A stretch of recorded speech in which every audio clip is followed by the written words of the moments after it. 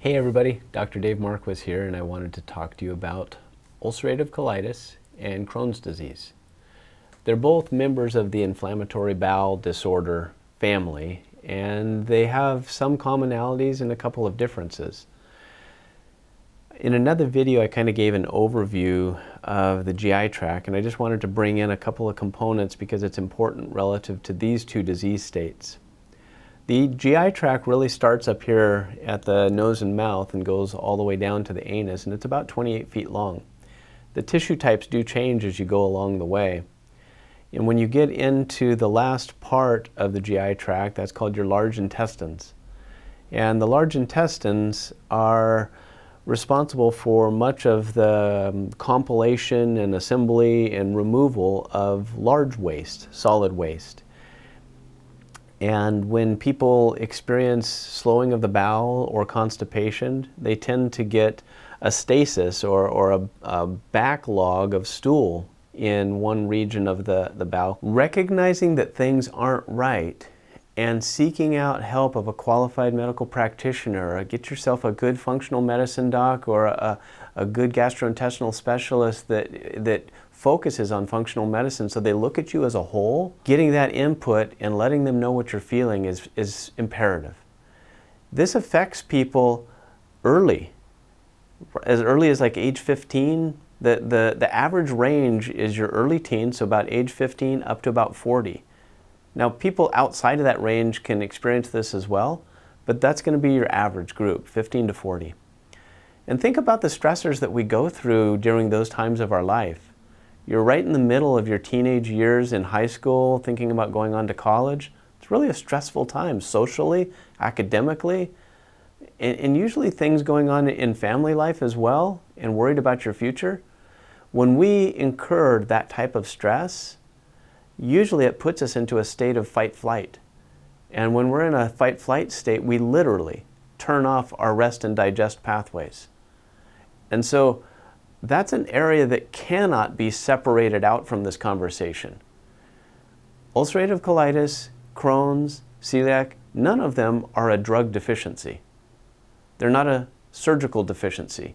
However, if you don't address it early on and allow your body the chance to correct the inflammatory patterns that we actually allow to occur and allow the immune system to start to work against us, if we don't get ahead of that, then the outcome is pretty certain. Most people will end up on some form of meds and possibly in need of a surgery.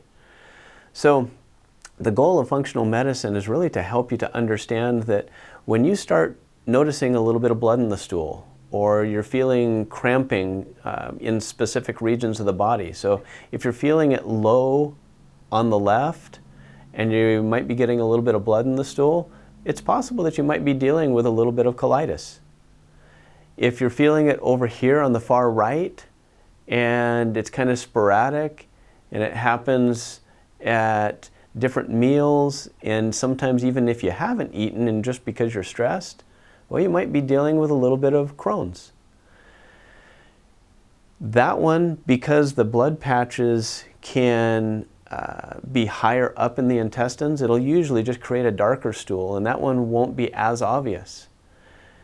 Now, anytime that you see blood in the stool, you should be concerned, and you should let a doctor know about that so that you can have that evaluated. And there's some simple tests to do to evaluate what part of the bowel that's coming from. But many times it's just a matter of getting yourself hydrated, having adequate soluble fibers, not eating a pro-inflammatory diet, and making sure you have healthy flora coming through. Sometimes just making subtle changes like that can calm things down. But you need to understand that if you allow something to turn on your immune system and you don't investigate quickly by changing your diet and understanding things that might be triggering that, or getting an idea if you've had an infection in the gut and not restoring flora appropriately, that's when these disease states can start to happen. Most people have genetic predisposition to things that will only manifest if the stress circumstances are right. So don't chalk off any disease solely as, well, this is in my family and therefore I'm subject to that. Realize that yes, we do have predisposition genetically, but it doesn't condemn us to a disease. You can actually steer around the disease itself in many cases if you understand the triggers that allow a gene to turn on. So I hope that that was informational, that you can understand that, okay, ulcerative colitis and Crohn's, and I talked about celiac previously, those are separate diseases, but they do all share commonalities. The commonalities are usually stress getting out of hand, turning off the digestive processes as normal, allowing the body to stay in a fight-flight state, the immune system aggressively starting to stand up and become alert because you're under a stress, and starts to identify things that you're consuming as not being friendly. It allows for the flora to shift, so you no longer have the same protection in the GI tract, and you no longer have the same pH available to the body to allow for those organisms to stay, even if they are there.